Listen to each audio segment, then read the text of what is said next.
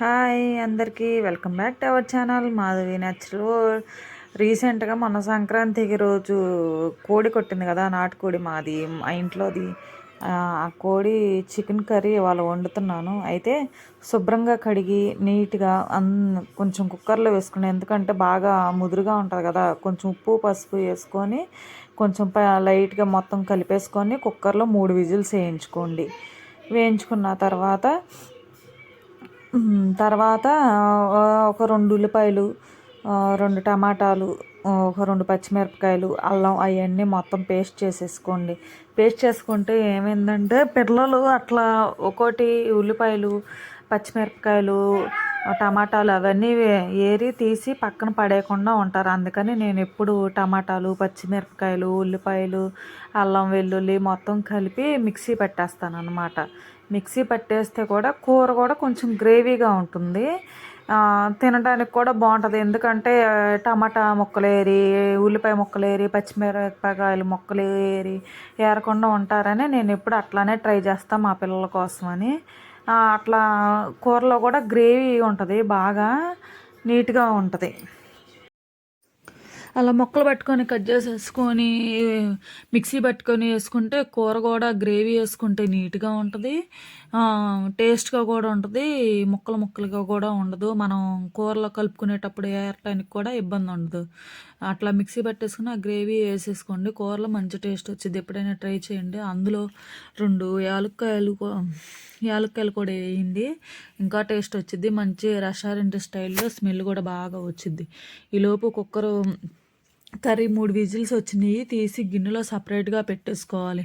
పెట్టుకున్న తర్వాత అదే కుక్కర్ గిన్నెలో మళ్ళీ కొంచెం ఆయిల్ వేసేసుకొని తర్వాత ఈ పేస్ట్ ఉంది కదా, ఆ పేస్ట్ వేసుకొని వేయించేసుకోండి. వేయించుకున్న తర్వాత అదిగోండి మళ్ళీ నేను 2 యాలకులు వేసేసాను. వేసిన తర్వాత ఈ పేస్ట్ వేసేసి వేయించుకోండి. వేయించుకున్న తర్వాత కొంచెం లైట్గా పచ్చివాసన పోయిందాకా వేయించుకోండి.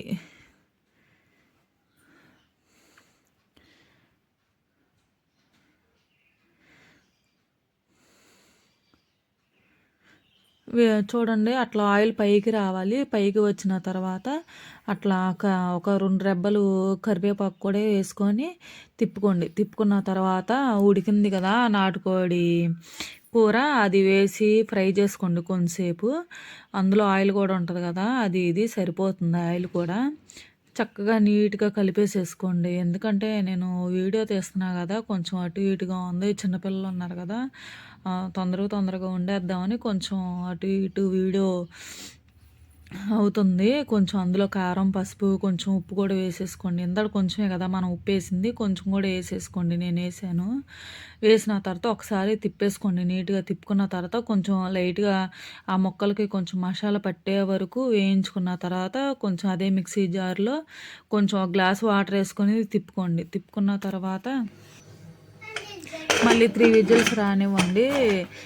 మళ్ళీ 3 విజిల్స్ వచ్చిన తర్వాత మళ్ళీ తీసుకొని చూడండి, కూర దగ్గరకు వచ్చేస్తుంది.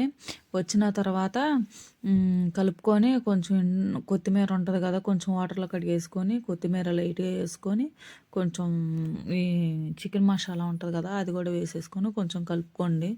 కలుపుకున్న తర్వాత కొంచెం లైట్గా కొంచెం సిమ్లో ఒక కొత్తిమీర ఉడికిన దాకా ఉంచుకొని దించేసుకుంటూ కూర చూడండి దగ్గరకు పడి ఎంత బాగుంటుందో చూడండి. వేడి అన్నంలో నిమ్మకాయ, ఉల్లిపాయలు ముక్కలు అవన్నీ వేసుకొని నాటుకోడి కూర పెట్టుకొని తినండి, ఎంత సూపర్గా ఉంటుందో, మంచి టేస్ట్గా ఉంటుంది.